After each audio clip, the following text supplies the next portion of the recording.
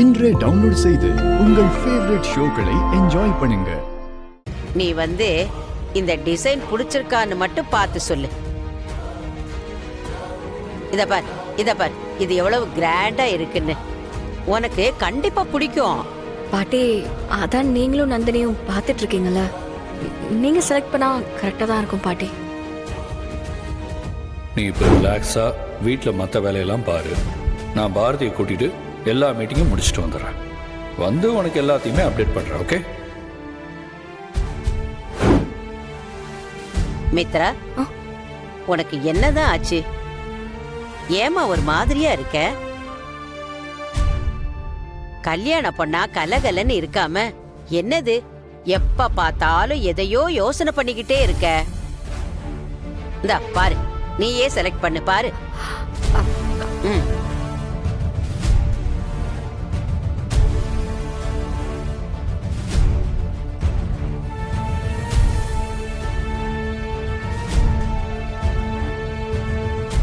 மித்ரா, இது நல்லா இருக்குல்ல?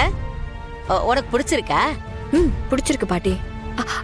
ஒரு நிமிஷம் பாட்டி, எனக்கு ஒரு இம்பார்ட்டன்ட் பிசினஸ் கால் இருக்கு, அதை நான் மறந்தே போயிட்டேன். நீங்க 2 பேரும் இதை பார்த்துட்டு இருங்க, நீங்களே செலக்ட் பண்ணிடுங்க. நான் ஃபோன் பேசிட்டு வந்து பாக்குறேன்.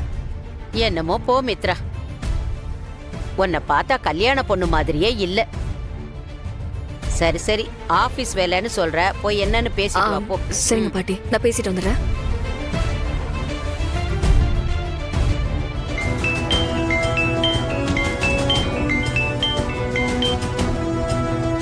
துரை, ஆதி வீட்டை விட்டு கிளம்பிட்டான்.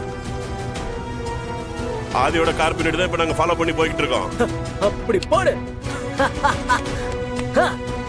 இன்னைக்கு அவனுக்கு ஒரு முடிவு கட்டுறேன். ஏய், நீ லைவ் லொகேஷன் ஆன் பண்ணியே வை. நான் அவனை ஃபாலோ பண்ணிக்கிட்டே இருக்கேன். சரி துரை. அப்பப்போ அவன் எந்த ஏரியால இருக்கான், எங்கேயாவது நிக்கிறானான்னு பார்த்து எனக்கு அப்டேட் பண்ணிக்கிட்டே இரு. சரியான நேரம் வரும்போது அவனை நான் வச்சு செய்யணும். பாரதி, பின்னாடி ஒரு ஃபைல் இருக்கும், அதை கொஞ்சம் எடுக்கிறீங்களா? பேக் சீட்ல தான் இருக்கு பாரதி. அதுக்குள்ள டீலரோட டீட்டெயில்ஸ் எல்லாம் இருக்கு. அதுல எந்த ஏரியான்னு மென்ஷன் பண்ணிருக்காங்களான்னு கொஞ்சம் அதை எடுத்து பாருங்களேன். Okay sir.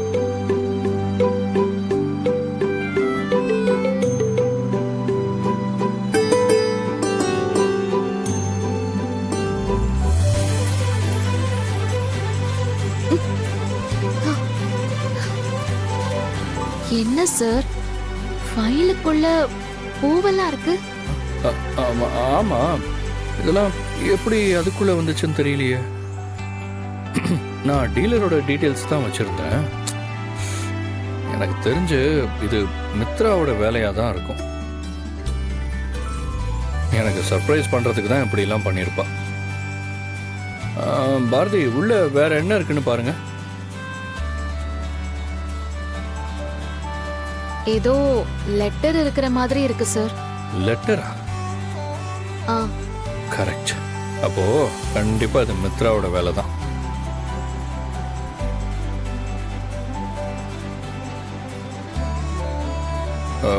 என்ன பார்த்துக்கிட்டே இருக்கீங்க? அது கொஞ்சம் பிரிச்சு பாருங்க. என்ன சார் சொல்றீங்க? இது உங்களோட பர்சனல், இதை எப்படி நான் பிரிக்க முடியும்? நீங்க இப்படிலாம் சொன்னா கேட்க மாட்டீங்க. நான் உங்க பாஸ். நான் சொல்ற வேலையை நீங்க செஞ்சுதான் ஆகணும். எனக்கு அதுல என்ன இருக்குன்னு தயவு செஞ்சு படிச்சு சொல்லுங்க.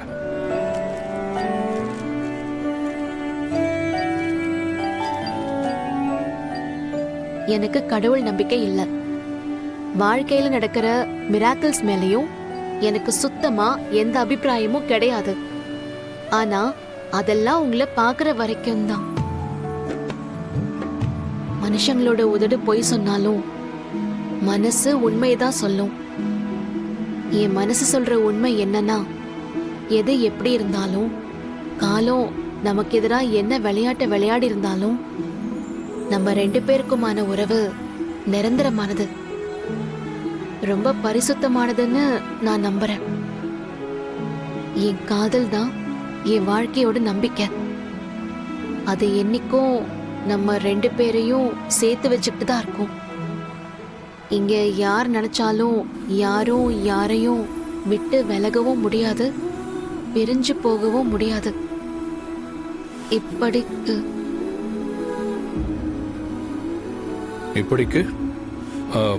என்ன பேர் போட்டிருக்கு?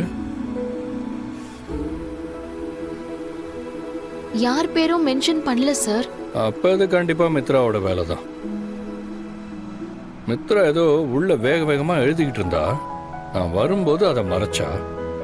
அவள் பேரை போடுறதுக்குள்ளே தான் நான் உள்ளே வந்துட்டேன் போல. அதனால தான் அப்படியே டக்குன்னு எடுத்து வச்சிருக்கா.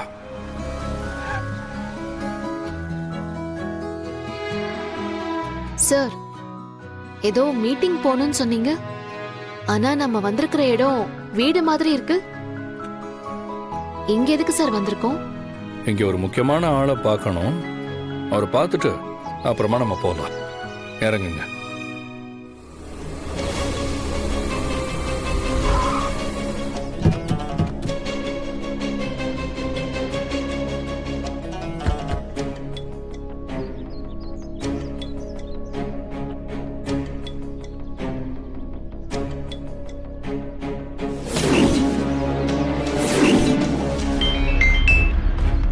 சொல்றா. துரை, ஆதி அந்த பொண்ணை கூட்டிக்கிட்டு ஒரு வீட்டுக்கு முன்னாடி வந்து நிக்கிறான் துரை.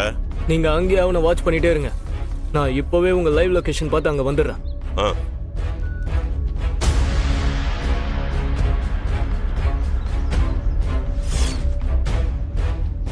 சார், இப்போ எதுக்காக இவங்கள மீட் பண்ண வந்திருக்கோம்?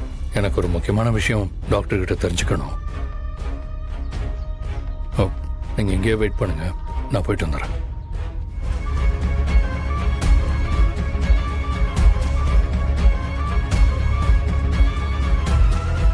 இங்க பாருங்க, நான் ஏற்கனவே எனக்கு தெரிஞ்ச எல்லா விஷயத்தையும் உங்ககிட்ட சொல்லிட்டேன்.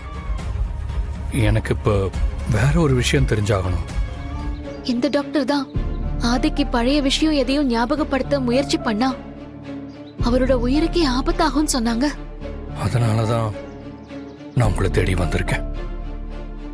ப்ளீஸ் டாக்டர், ஒரு சின்ன இன்ஃபர்மேஷன் கூட நான் மறந்து போன என் வாழ்க்கையை மொத்தமாக எனக்கு திருப்பி கொடுக்கறதுக்கான வாய்ப்பு இருக்கு. இப்ப என்னடானா ஆதி டாக்டரை பார்க்கறதுக்கு இங்க வந்திருக்காரு.